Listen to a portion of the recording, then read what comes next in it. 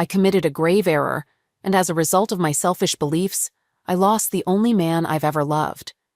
The thought of causing him pain devastates me beyond words. Even more heartbreaking is the realization that he's gone from my life forever. I had hoped we could work through my mistakes together. I had a loving partner and friend, but I foolishly sacrificed it all for meaningless encounters with random men. I was just 20 when I crossed paths with my future husband Donnie at the library. He kindly handed me a book from a high shelf, and this simple gesture led to a conversation and an exchange of phone numbers. Donnie might not have been conventionally attractive, but his captivating charisma drew me in. What started as a friendship swiftly blossomed into a romantic relationship. He was my first in everything, my first date, first kiss, first love, and my first intimate experience. For him, I wasn't his first, as he had more experience than me, making me feel inadequate. When Donnie proposed, I felt a mix of happiness and fear that I might be making the wrong choice in a life partner. After all, I had no one to compare him to. That's when I first suggested the idea of an open relationship, thinking it would help me gain more experience before committing fully. I wanted to be sure he was the one for me. Donnie's reaction was intense. He vehemently refused, expressing that he didn't want to share me and saw me as his future wife. His words deeply moved me, causing me to forget about the idea of an open relationship. I agreed to become his wife wholeheartedly. Our wedding was an intimate affair filled with joy, surrounded by our loved ones. The first year of our marriage was pure bliss.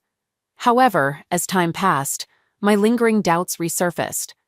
I began to worry that marriage had deprived me of exciting sexual adventures that my friends freely shared stories about. I felt I had nothing to contribute in those conversations. I decided to bring up the subject with Donnie, albeit hesitantly. At first, I hinted at the idea of an open relationship, but his reaction made it clear that pushing further might lead to losing him. I tried to broach the topic of spicing up our intimate life, but his firm and unequivocal response infuriated me. He said he would leave immediately. I felt that he was imposing unfair limitations, especially since he had dated multiple women before me. Why shouldn't I have the same freedom? A few months later, I revisited the topic, only to receive the same stern response. I admit it was a selfish act on my part, marrying him while secretly harboring an interest in other men. I allowed my thoughts to wander while naively hoping to maintain Donnie's love. Now I despise myself for betraying the most precious person in my life and succumbing to temptation. There is often a triggering event that drives our base instincts. In my case, it was Bob. He was an imposing figure, built like a bodybuilder, and his snug-fitting attire accentuated his bulging muscles. He effortlessly attracted the attention of women, an assertive, self-assured alpha male. Bob was relocated to my department, becoming my immediate supervisor. This meant we had daily one-on-one briefings. He was in his 30s, older than both my husband and me. He had a flirtatious manner, speaking softly, as if constantly trying to seduce me. It was challenging to maintain a professional demeanor around him without experiencing a rush of excitement. One evening, Bob invited me for drinks after work, and I couldn't believe it. Was he genuinely interested? Or was it just a polite gesture? My mind raced, but I couldn't turn him down. We went to a nearby bar, and I ended up drinking more than I should have. Our conversation shifted from formal discussions to intimate exchanges. I confessed my desire for more than just being committed to one man. I divulged everything, from the concept of an open marriage that allows sexual freedom without guilt to my attraction to him. Bob inquired if I had discussed this with my husband, and I told him yes, but my husband didn't share my perspective and threatened to leave if I pursued it. Bob then advised me not to seek permission, but to present it to my husband as an established decision. He suggested making our marriage open, allowing me to explore this without requiring Donnie's approval. Looking back, Bob was the embodiment of poor choices, offering terrible advice while claiming it was for my benefit. Now I understand he simply wanted to be with me, but in that moment, I grasped for any justification for my desires. That night, Bob took me to a hotel, making me feel like the center of the universe. Donnie had made me feel that way every day, but experiencing it with another man made me feel like an infatuated teenager again. When I returned home, my husband was already asleep on the couch, seemingly waiting for me to return from work. I discreetly went to the bathroom to wash away the scent of alcohol and unfamiliar cologne. Then I woke Donnie up and informed him I had something to discuss. He mentioned having important and joyful news to share as well, but allowed me to speak first. His face initially lit up with delight as he listened attentively, only for it to darken within seconds. But I was resolute in my decision, presenting it as a fact that I wanted to spend time with other men and hoped he would support me.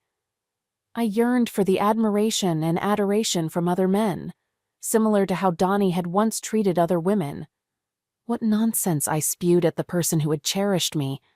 Those words still haunt me, and tears well up whenever I recall that moment. I was a fool. He stared at me for a prolonged moment, then lowered his head in defeat. After sitting in silence for what felt like an eternity, he muttered, "Well, if that's what you want, then fine by me." He got up and left without ever sharing his joyful news. The very next day, I eagerly embraced my boss. We had an encounter on his desk, marking only the beginning. Bob became my first lover after Donnie, but far from my last. I began going out on Fridays with colleagues to their favorite pub, and occasionally woke up on Saturdays in the arms of a stranger I never saw again. I had transformed into a promiscuous woman, convinced that Donnie had come to terms with it. I continued to engage with different men almost daily. However, after 2 months, reality hit me. One Friday, as I prepared for work, Bob came to pick me up, assuming my husband had already left as usual.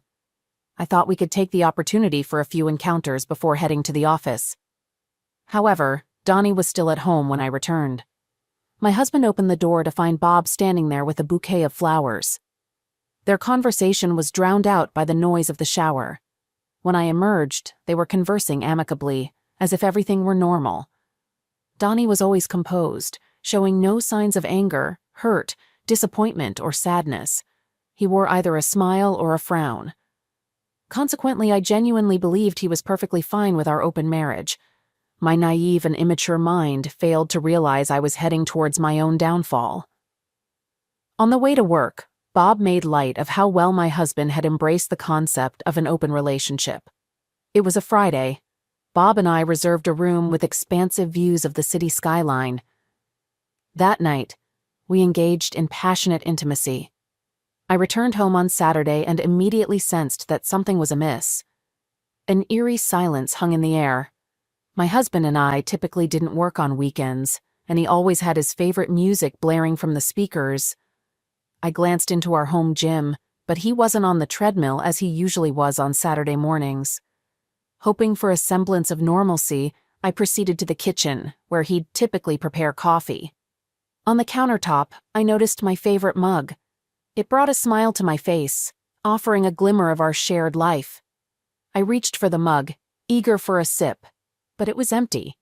Inside, I found an envelope containing a letter. I can't recall the exact words, but I've kept it as a painful reminder of how I allowed a once beautiful marriage to crumble for the sake of casual affairs. I am deeply disappointed in myself. I've made numerous foolish decisions, but losing Donnie is my most profound regret. The letter revealed that Donnie had embarked on a month-long business trip to Canada.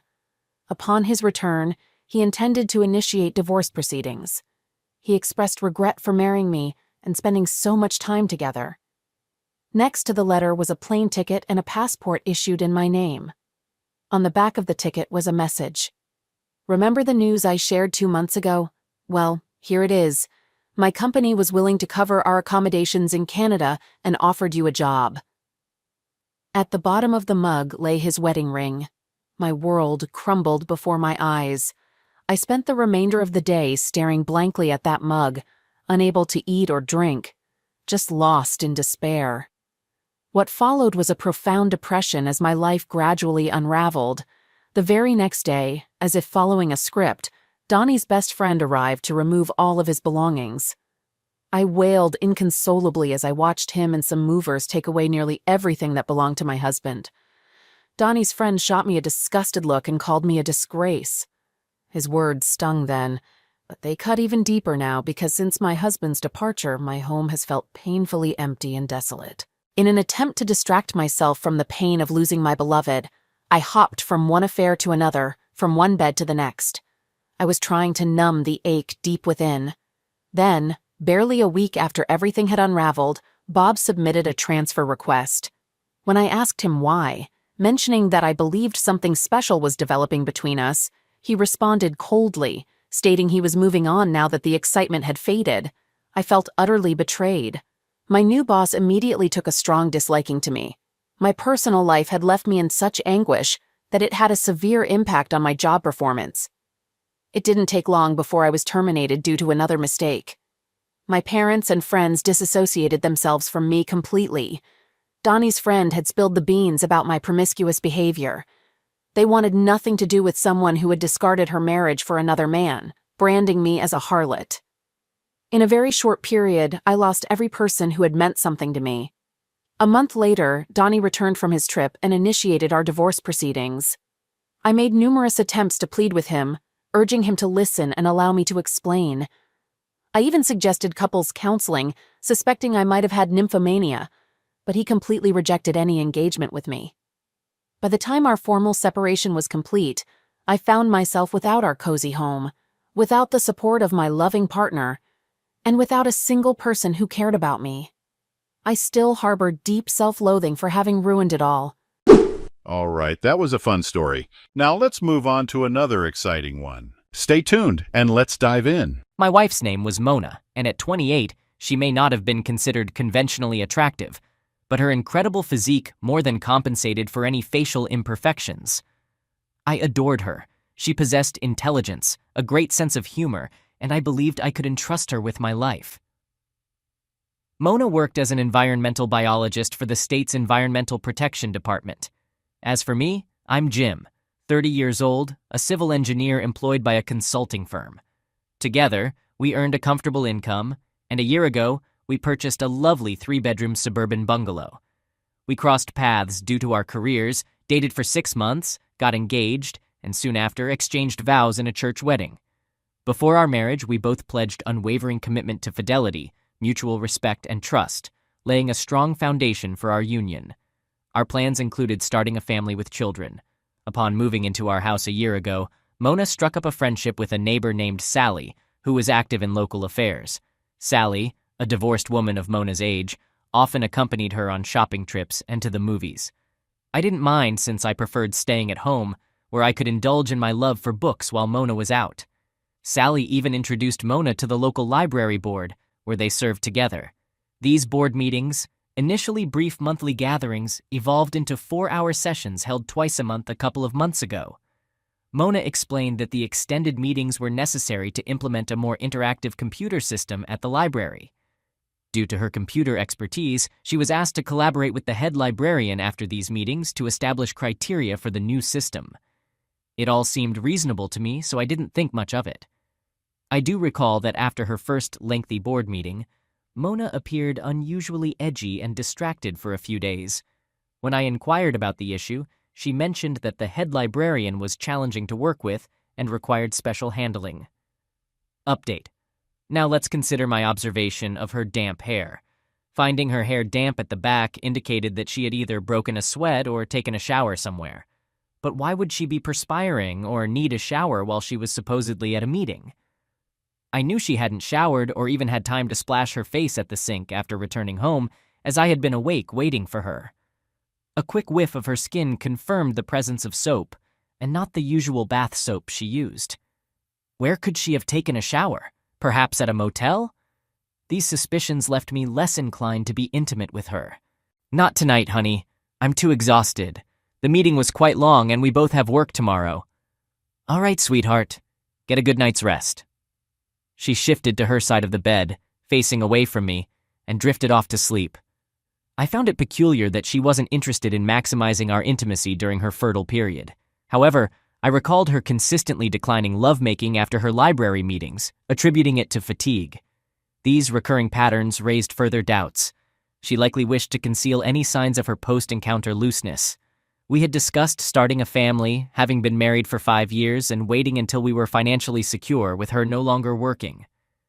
I had recently received a promotion, and we believed it was the right time to conceive, so she had stopped taking birth control pills a week ago. However, if she were involved with someone else and we divorced, I didn't want to be financially responsible for a child. I needed time to weigh my options. I lay awake for a while contemplating my next steps. Initially, I decided to delay being intimate with her. Confronting her with only a slight dampness as evidence of potential infidelity would likely lead to denial and laughter on her part. More substantial proof was required, which meant delaying intimacy to gather the necessary evidence. On the other hand, if there was a possibility that her lover had impregnated her tonight, she might be eager to have sex with me to cover it up. After considering all the possibilities, I settled on a plan that might work. If she had engaged in unprotected intercourse with someone else tonight, she would likely be desperate to have sex with me as soon as possible. To ensure her fertile period had passed and to implement my plan effectively, I would need to be away for at least a week, if not longer. Faking a business trip seemed like the best way to do this, as I rarely traveled for work. But when I did, it often required a week or more away from home, which would conveniently align with my plan. Now, what else did I need to know? Ah yes, who was her lover? How long had their affair been ongoing? Where did they usually meet? If their rendezvous coincided with library board meetings, it could imply that her lover might also be a board member. I needed to investigate further, so I quietly slipped out of bed, descended the stairs, and located her purse. This was where women typically kept their valuable items, making it a good place to begin my search for clues. While checking her credit cards, I stumbled upon one in her maiden name, Mona Spencer. It belonged to a bank we didn't normally use, and I couldn't help but wonder why she still had it. I had assumed she had disposed of all her old cards before our marriage, but evidently she had retained one. In a concealed pocket, I discovered a business card belonging to a certain Derek Matthews, the head librarian at our local library. This discovery was quite a shock since she had led me to believe that the head librarian was a woman. I proceeded to inspect the call logs on her cell phone, where I found Derek's name listed along with numerous calls both to and from him. It seemed their relationship had been ongoing for quite some time. There were no instant messages, suggesting that they likely communicated verbally. Nevertheless, I discreetly returned everything to her purse and decided to check our computer for messages. Upon further investigation, I found that she had a secured email folder. With some knowledge of security, I managed to bypass her protections and uncovered a treasure trove of messages between her and Derek, dating back to when she had started attending those late meetings with him. These messages revealed that they had been meeting at the Red Roof Inn near the interstate interchange. Some of their activities were clearly things she had never done with me. In one email, they even discussed me and Derek's wife. While their words weren't flattering, both claimed to love us. The more I read, the angrier I became. I copied all their emails to my own files, intending to print them later. I then returned upstairs to one of the spare bedrooms, where I had my clothes stored in the closet. The walk-in closet in the master bedroom was left for her clothes. I grabbed my suitcase and garment bag, packing them as if preparing for an impending business trip. By this time, it was 5:30 a.m., and I dressed as though I were ready for travel. Entering our bedroom, I woke Mona, who sat up looking puzzled. "What are you doing up so early, Jim? Why are you dressed?" "I have a plane to catch, sweetheart," I replied. "I didn't get a chance to tell you last night, but I received a call from work. They urgently need someone to conduct a survey on some out-of-state projects. I'll grab a bite at the airport, so don't worry about breakfast." She gazed at me, trying to comprehend the news. "Okay, honey. How can I reach you if I need to?" "Just call me on my cell phone. Goodbye, sweetheart." I kissed her and headed downstairs with my bags. Suddenly, I heard a thud behind me and the sound of hurried footsteps. She appeared at the top of the stairs, calling out, Jim, what about trying for a baby? We were going to do that this weekend. We'll have to wait until next month, sweetheart. I'll call you when I reach my first destination." I heard a loud cry behind me as I opened the garage door and entered my car. I quickly left the garage and drove down the street, ensuring my cell phone was switched off as I headed towards the interstate. 2 hours later, I reached my dad's retirement home, situated by a lake in a more remote area. Dad was a widower and lived alone. Although my visit was unexpected, he immediately started preparing breakfast for us. While sipping his strong morning coffee, I confided in him about the situation with Mona. He expressed deep sympathy upon hearing about her betrayal. My parents had 2 sons, and I think he always secretly wished for a daughter, so Mona had filled that role for him. He couldn't believe she would do this to me. Son, I'm at a loss for words. Your mother and I had a rock-solid relationship, and to my knowledge, she never strayed. You'll need to take this one step at a time, but don't rush into any decisions without careful consideration, he advised. I understand, Dad. Tomorrow I'll head back to the city and consult with my lawyer, Ed Wiltsey. I need to understand what legal options are available to me. Ed is a trustworthy man. He won't steer you wrong. We've relied on his services for years. Okay, Dad. Your coffee is as excellent as always, and your omelets are great. Well, if you end up cooking for yourself, you'll have a chance to practice, he replied with a hint of humor. Around 9 o'clock that morning, I called my office and spoke to my boss. He agreed to inform Mona that I was on a business trip and could only be reached on my cell phone. He even instructed the receptionist to provide the same explanation to anyone who inquired about my whereabouts. I requested a week off, which he granted. Upon checking my messages, I noticed that Mona had attempted to contact me 4 times, requesting that I call her as soon as possible. I decided to wait until around noon to return her call, and when I did, she sounded somewhat anxious. Where are you, honey? Could I fly out to spend the weekend with you? I'm sorry, sweetheart, but I'm on the road and I'm not certain when I'll be able to establish a place to stay for a while. Let's make sure we plan something for next month, I replied. Gotta go now, the guys are calling me, I added as I heard her say, I love you, before ending the call. My dad, who had been listening, simply shook his head. The following day, I scheduled an appointment to meet with Ed Wiltsey. Upon returning to town, I discussed my situation with him. It's good to see you, Jim. What can I assist you with? Ed asked. Ed, my wife has been unfaithful to me with another man, and I'd like to understand my legal options. Over the next half hour, we explored the potential courses of action, and Ed recommended that if I sought a divorce, the simplest approach would be to base it on irreconcilable differences. Pursuing a divorce on grounds of adultery would require me to bear the burden of proof, which could be costly and challenging to obtain evidence that would hold up in court. Given our lack of children and my wife's substantial income, the financial aspect of the divorce would likely entail a straightforward 50-50 division of assets. I inquired about the possibility of her being pregnant with the other man's child, relieved to hear that child support would not fall under my responsibility. I expressed gratitude for his help and informed him that I would decide on the course of action in a few days. After my meeting with Ed, I proceeded to the main library, aimlessly wandering until I noticed an office door labeled Head Librarian. Picking up a magazine, I settled down in a spot where I could keep an eye on the office door and waited. Approximately 30 minutes later, the door opened, revealing a man around my age. He didn't strike me as particularly handsome, which made me wonder why she would jeopardize our marriage for an affair with him. I left and made my way to a local electronics store, where I purchased an expensive voice-activated recording device. Afterward, I headed to the Red Roof Inn, where they had been meeting, and booked a room for the night. With some time to spare, I returned home discreetly and revisited our PC. The new emails exchanged between them suggested her concern about a potential pregnancy from their last encounter, given my recent absence, which would expose her infidelity. He might be held responsible for the child. It was evident that they were growing apprehensive. I made copies of these messages for my records and left. After having dinner, I returned to my motel room and watched TV for a while. Later, I turned it off, lying on the bed, deep in thought, pondering why she had chosen to act as she did, jeopardizing our marriage.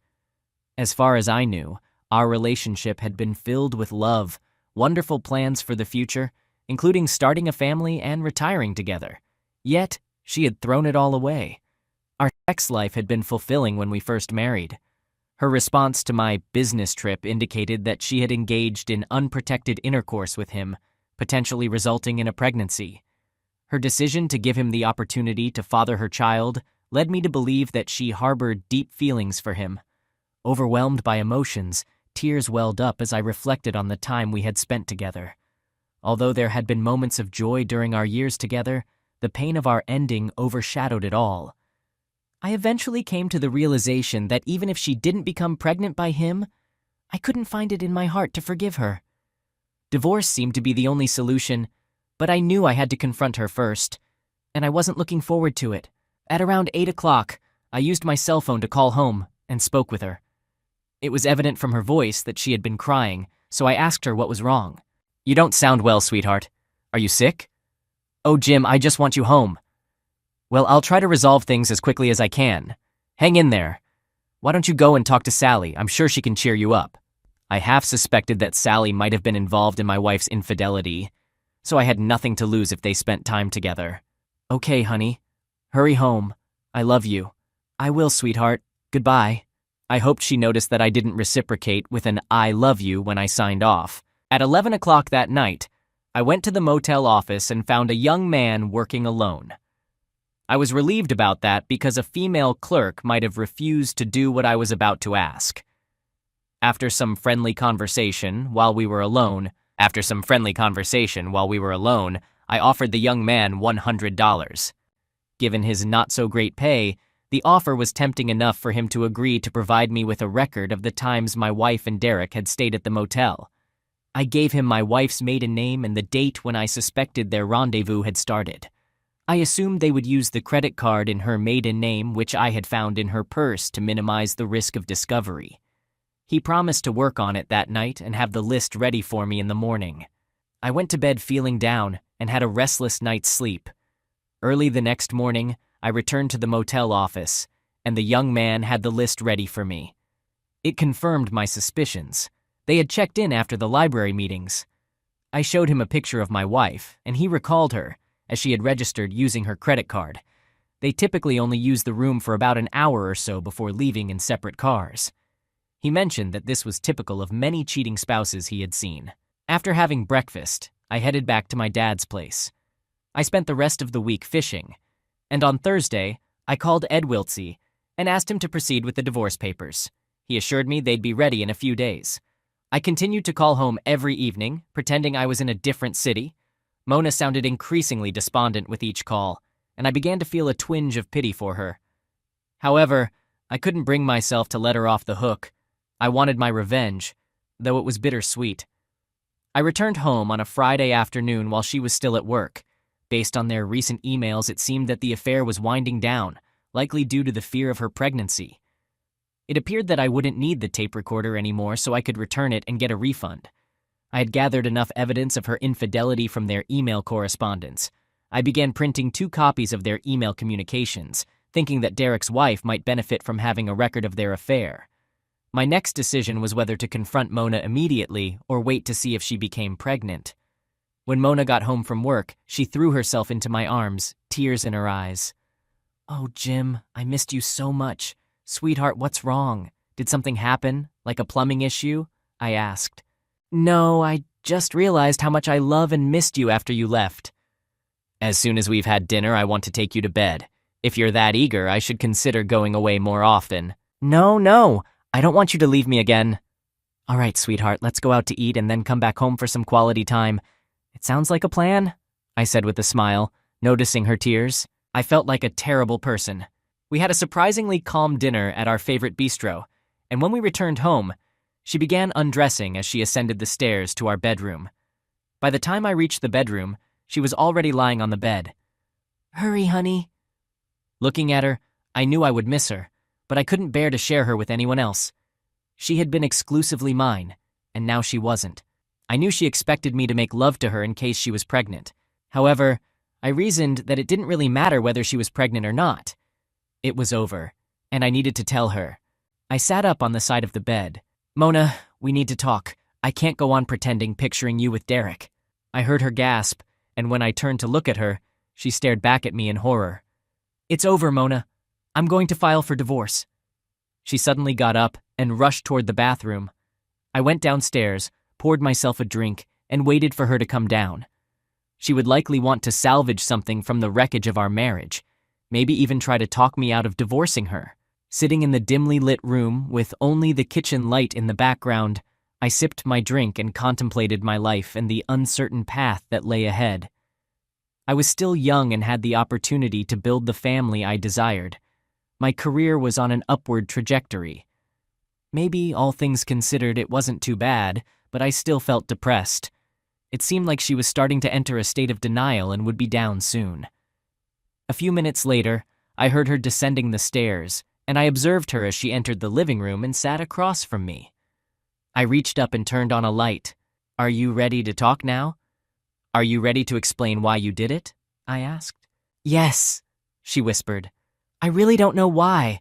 The first time we did it, I swore I wasn't going to do it again. We started meeting for a drink after our meetings, and you know how things heat up after a couple of drinks. It seemed exciting, and it got easier after a few times. I think listening to Sally tell me about how good it made her feel to cheat on her ex-husband made me want to try it. I should have realized after she told me that they divorced because of her infidelity that this would happen. Why did you do it the first time? Was there something in our pre-marriage conversation about mutual fidelity, trust, and respect that you didn't understand? Or was there something in our wedding vows to forsake all others that you didn't comprehend or couldn't agree with? If you couldn't grasp or agree with it, why didn't you communicate that to me? I've wasted 5 years of my life on you, and now I have to search for another wife. Hopefully this time, I can find someone who understands the meaning of marital fidelity." "Oh, Jim, can't we find a way around this somehow? I love you. I don't want you to leave me. I want to have your children. Please, honey. Let's get one thing clear. You no longer have the right to address me with terms of endearment. You lost that right when you allowed him to have you. Do you understand?" I was getting frustrated with her attitude. She was still in denial about our impending divorce, but I had to maintain my composure and stay on a higher ground. "Speaking of children, when do you think you'll know if you're pregnant?" This was the second time tonight that I had seen her look at me as though she couldn't believe what she had just heard. "Oh my God, you know?" "Yes, I know, Mona. Why do you think I faked that business trip? I wanted you to start feeling some pain. That's the primary reason I'm divorcing you. You deliberately tried to get pregnant by your lover. You were hoping I'd accept you after waiting a day after he deposited his seed in you, and then hope I'd assume responsibility for your lover's child. Well, that isn't going to happen. What you tried to do was as treacherous an act as any woman can commit against her husband. It was utterly disrespectful to me. There's no way under the sun I can ever forgive you for that. Even if you hadn't done that, I might have considered forgiving you if it had happened just once and stopped. But you kept going back for more. You became addicted to cheating, and there's no way I can ever trust you again, even if you undergo 20 years of therapy. Now, do you have anything to say that could mitigate your actions?" "No," she replied, as tears streamed down her face. "That's it then.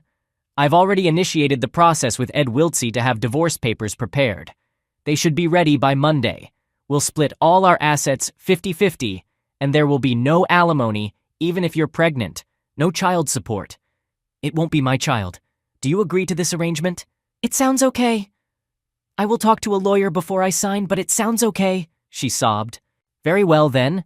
I will sleep in the spare room until we officially separate. In the meantime, I'll be looking for an apartment. You can stay here and entertain your lovers after I'm gone. It's over between Derek and me. I gathered that from your emails. It's a shame you didn't end it a long time ago. No, tomorrow I'll go explain everything to your parents and your brother. I don't want you giving them a story that makes this all my fault. They need to know what kind of daughter they have. If you're pregnant, I'll also find a way to let your coworkers and our friends know what you've done to me." "Oh no!" She began crying again, and I got up and went upstairs to bed. The next morning, I woke up early and left the house before she woke up, taking a copy of the emails and motel records with me. She had cried most of the night and must be exhausted by now. I had breakfast at IHOP. From now on, I would be eating out quite a bit, so I thought I'd better get used to it. Taking my time over my coffee, I waited until 7:30 and headed over to Mona's parents. They were early risers, so I didn't think it would be inconvenient to arrive early. I knocked on the kitchen door, and I saw that they were having breakfast. Mona's dad waved me in when he recognized me. Upon entering, they pointed to an empty chair at the table as Mona's mother poured me a cup of coffee. "What are you doing over here this early, Jim? Would you like some breakfast?" Mona's dad inquired. No breakfast. I've already eaten at IHOP, and I've got some bad news that I didn't think you should hear secondhand." "Bad news?" Mona's mother dropped the coffee carafe she was still holding, and it shattered on the tile floor, breaking. "Divorce? Why, Jim, surely you're not serious? You were planning to start a family, she exclaimed. I found out that she's been cheating on me for the last few months and she might already be pregnant by her lover, I explained. Mona's younger brother, Simon, entered the kitchen and heard my statement. He exclaimed, and they all stared at me as though I'd told them the world was coming to an end. They all started to talk at once. Are you sure? You've got to be kidding. Where is she? Can't you work this out? Who is the other man? They bombarded me with questions, and I tried to answer them as best I could. Yes, I'm sure. I have emails and motel records to prove it, and she admits to it. She's at home right now, as far as I know, unless she's gone over to her friend Sally's for sympathy. I don't think I can work this out because I'm certain she tried to get herself pregnant by him and planned to pass the child off as mine. That's something no husband can forgive. Her lover is Derek Matthews, the head librarian. He's married too, and I understand he has children. Mona's mother hurried to the phone. I'm calling her right now. This is too sad to believe that a daughter of mine could act so badly. I wish you would, I responded. She's not only ruined our marriage, but probably his as well. I had found out where Derek Matthews lived and went to his home. Parking in the street in front of their modest bungalow, I went up to the front door with the packet of data and rang the bell. Derek opened the door and looked at me with tears in his eyes. Can I help you? He asked. I'd like to talk to your wife and give her something, Mr. Matthews. I'm sorry, my wife isn't here. Give it to me and I'll give it to her. Mr. Matthews, I know Mona has called you and told you I was on the way. There is no way you can stop me from getting this information to your wife or prevent me from speaking with her. I would suggest you let her come to the door, or I will consider filing a lawsuit against you for alienation of affection. He hesitated, and then, looking away, he called back over his shoulder, Marge, there's someone here to see you. Then he turned to me and said, You scoundrel. No, Mr. Matthews, you are the scoundrel for having an affair with my wife and attempting to impregnate her. You've shattered my marriage, and I hope I can do the same to yours, I replied. With a sigh, he turned away from the door as his wife approached. She asked, Yes? Mrs. Matthews, I have some news for you. Your husband has been having an affair with my wife for the last several months, and I am in the process of divorcing her. I have copies of emails they've exchanged which provide evidence of the affair and a list of the dates and times they met at the motel. I felt sorry for her as she processed my words, trying to make sense of the situation. Are you sure? She asked. You can ask your husband, Mrs. Matthews. He's standing right behind you, I responded. She turned to look at him, and he suddenly broke down in tears. I'm sorry, Marge. I'm so sorry, he sobbed. Her face reflected sadness, and I expressed my own sorrow, saying, I'm sorry too, Mrs. Matthews, that we married such sorry excuses for spouses. I'm also sorry for you and your children. You should be aware that my wife may be pregnant by your husband. I suppose we won't do anything about that until it happens. Handing her the package, I told her she could do whatever she wanted with it, and then turned and walked away. She looked profoundly sad, and I wished there had been a way to shield her from this situation. I had achieved my initial goal and returned home. Mona's car was gone, and I didn't know or care where she had gone. Just a short time ago, I felt incomplete unless she was around or I thought she was safe somewhere else. Now I didn't care. I changed my clothes and began mowing the lawn. Final update. Mona was indeed pregnant, and against her family's wishes, she chose to have an abortion. She became essentially estranged from her family. Our divorce went through as I had initially proposed, and I'm now single, searching for a new wife. Having been betrayed once by someone I thought I could trust without question, I am now struggling with determining the new criteria I should use to select a partner. I've been attending therapy and researching psychological morality. I don't know if it will help, but I am still searching. I did have one more opportunity for revenge against Mona. 2 years after our divorce, I learned that she was engaged and found out who her fiancé was. After sharing with him my experiences in my marriage to her, he reconsidered the engagement and backed away. It was a small victory, and I have mutual friends who will inform me if she tries again. The Matthews did not divorce, but I understand she keeps him on a very short leash. I suppose having children can sometimes outweigh the need to break up a family. I'm grateful I discovered the truth about Mona before we started our own family.